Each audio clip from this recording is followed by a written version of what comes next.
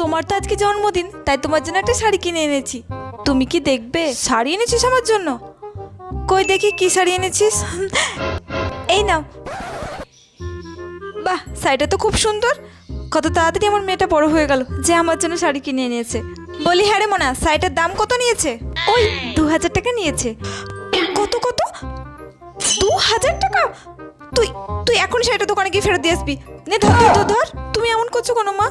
2000 টাকায় তো দাম শাড়িটা। মাথা মোটা বলো তো একটা। এই শাড়িটা না পল্টুর দোকানে 200 টাকা বিক্রি হচ্ছে, 200 টাকায়। তুই কি বেচারি পেয়ে ঠকে 2000 টাকা নিয়েছে শাড়িটার দাম। কি হলো, ফেরত দে শাড়িটা। নেবে না তুমি শাড়িটা তাহলে?